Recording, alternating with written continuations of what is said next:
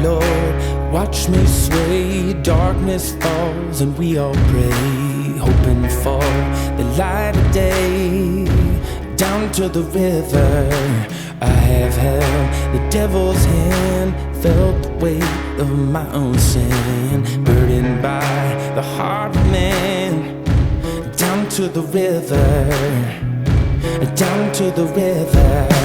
Oh, bury me, carry me, oh, far beneath, oh, fire and water me, going down deep, saying, oh, bury me, carry me, oh, far beneath, oh, fire and water me, washing me clean, kerosene creek.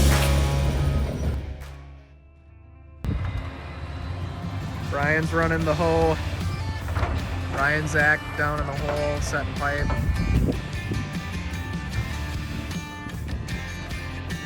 It's like Holmes running pipe to them and sand. I'm gonna jump on this jumping jack here, pun intended, to start compacting this. Like I was saying before, this is our first time really doing pipe or anything like this, so I think we're realizing now why people have two excavators when they're doing this. One can backfill, and then one can dig and lay pipe. So, all right, so this is one of those things that a lot of you guys that have laid pipe probably know. Drop down in the comments too. Let me know your thoughts on this. But this is something we kind of talked about too. I talked about with the guys before we got too far on this. And that's doing what we're doing right now. As you guys see, we just talked with Mike, the inspector, who confirmed it. What we want to do is try to backfill this pipe as we go from now on, because right now we've got too much backfilled on here. I ran the jumping jack for 5 minutes right when I got here and realized that, yeah, this is never going to compact right now. So what we got to do is just sprinkle a little, because what happens here, this is one of those things, like I was telling you guys, I'm just going to be brutally honest with you. I'm going to tell you all our fuck ups and everything. It's the first time we've done this, so we don't necessarily know. But what happens is you get voids underneath the pipe like that, and we need to make sure those all get tight, because if they don't get tight, this is underneath our curb line, and this whole thing is going to settle like so. Compaction is going to be very important here. Otherwise, we have to carry a warranty on this for 2 years or something like that, and I don't want to come back and pull this all out to recompact it. So that's what I'm working on right now. I showed up here about 30 minutes ago. Now I'm on the shovel doing this. So I'm gonna get back to it.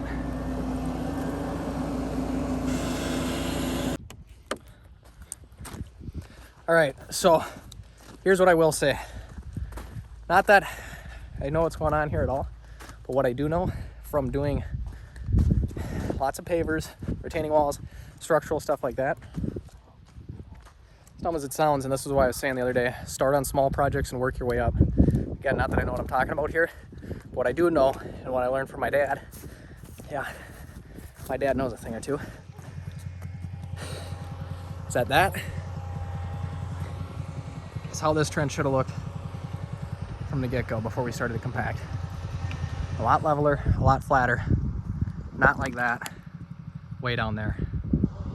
And it should have been backfilled as we went, because that would have just been easier.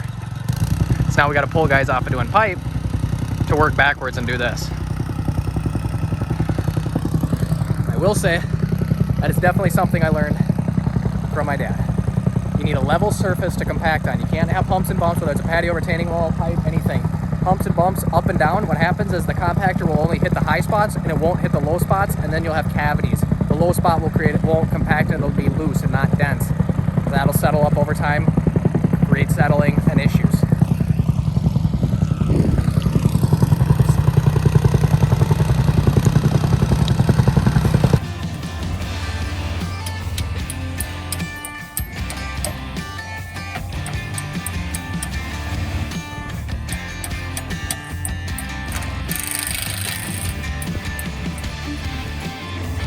Right now, the last 3 pipe that these guys got to put in them all got to be tied together with these metal tie rods here.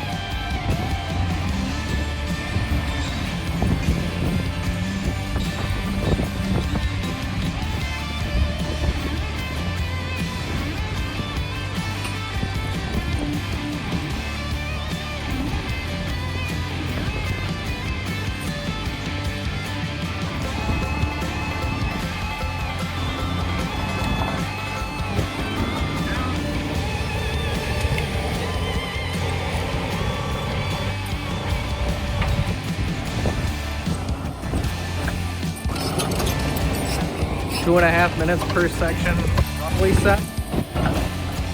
That's not too bad. All right, these guys are yelling at me because I'm holding them up, but I wanted to show you. That's the other end, 430 some feet down there. You can see the laser all the way down. I just got done setting this whole thing by myself. Guys, wish you were here for the rest of it. It's pretty cool.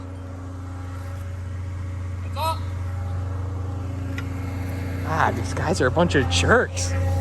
I'm going back to the office, man. All right, so kind of more towards the end of the day today, Colt and I jumped up to the front of the sub. What we're doing is we got a pipe crossing down here. We were just backfilling, compacting that. Again, we should be compacting and backfilling these as we go. Just had to move that Dozer rental we're done with. It's ready to be picked up. We had it down here by the road because we figured they'd come get it sooner, but they didn't. So Colton's on the wheel loader right now. We're gonna move some of this material that we got dug out by the pipe stuff, the pipe crossing, and we're gonna move it over here because it's low on this bank of the pond. Spread it out quick. We didn't want to backfill with this because it's in the road and this material was a little clayier. You can see all this stuff has got decent clay chunks and everything in it, so not ideal. So I'm gonna jump in the D6K2. This machine is our finish grader on site. It's got Trimble autos fully equipped, whatever you want to call it. Not a bad machine, but everybody hands down likes the Komatsu better. There's no doubt about that. It's just kind of better all around. But if you guys want to know more about this whole setup here, this whole Dozer, I'm going to encourage you to go over to Brian, Diesel and Iron's channel. He knows way more about this than I do. He showed me pretty much everything, how to run this, and I think he's going to have a video or will have a video, or does already, about this whole machine here. And I know he's got other videos from other jobs, but this is the cab view. The Komatsu, I should have shown you when I was in there, was a little bit better because the whole cooling package on the Komatsu is actually in the back of the machine.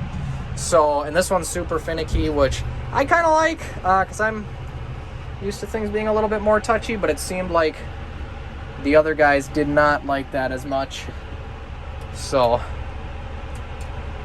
we are gonna disconnect our safeties and go to town. I will also say, when the cab is closed, the Komatsu is far superior. There's no doubt about that. So I'm gonna get to town pushing some soil. Okay guys, second day that I've been out here, quite frankly this much honestly. Friday of this week. What we're doing now is we just passed density tests for this, and we're gonna do our last final lift down here. The lift we had right here, and all this is passed. So we're doing our final lift to bring us up to road grade. Brian's pushing some stuff off over here. And then you can see we're gonna have holding those guys down there. I'm pushing this all that way. So that is the plan right now. That's what we're doing.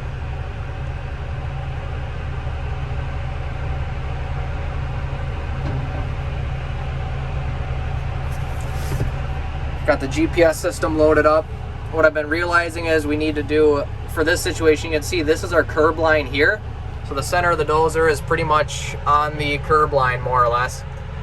And what I need to do for this situation is take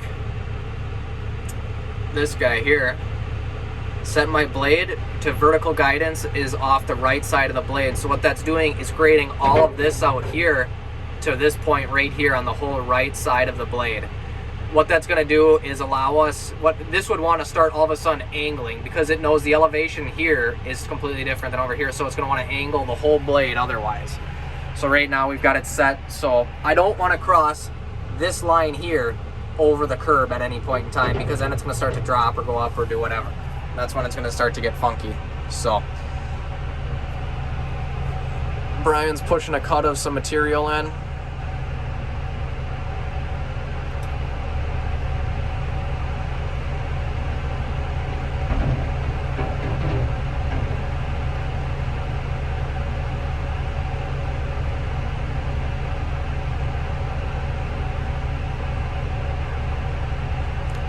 Colton, Luke, Zach, Ryan, 4 guys down laying pipe down there.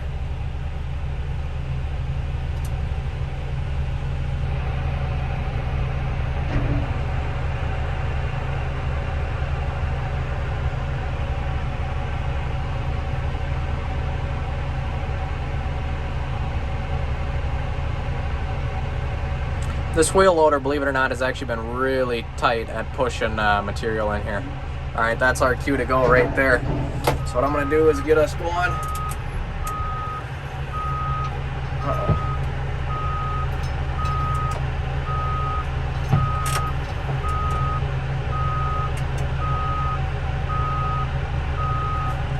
I gotta pull us out of gear. Had me locked. Alright. So what I'm gonna do now, get us down close, engage my autos, and I'm just gonna start driving forward. They designed this whole dozer so that people that like to make YouTube videos can operate it, because now it'll do its own thing without me having to actually do it. So that was probably a relatively big push for it. What we're gonna do is disengage autos, back up, try to get more of that pile.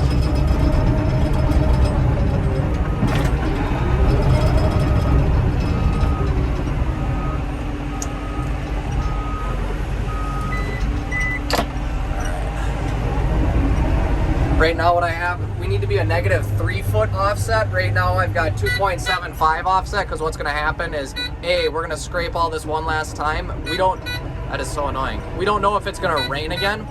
So we left everything high originally, because in case it does rain, what that's gonna do is allow us to scrape off any muck instead of having to add more sand for our road cut. So that was the theory behind that.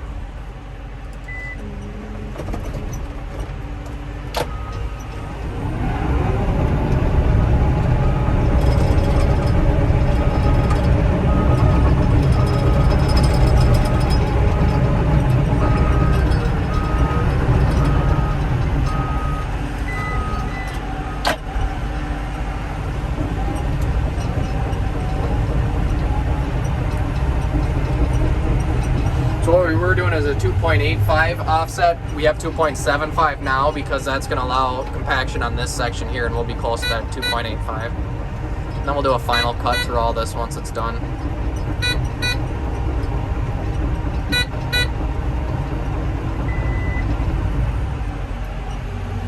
Uh-oh.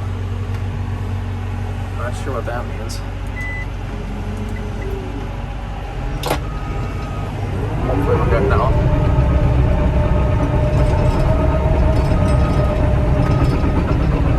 Alright, I'm gonna put the phone down and keep going.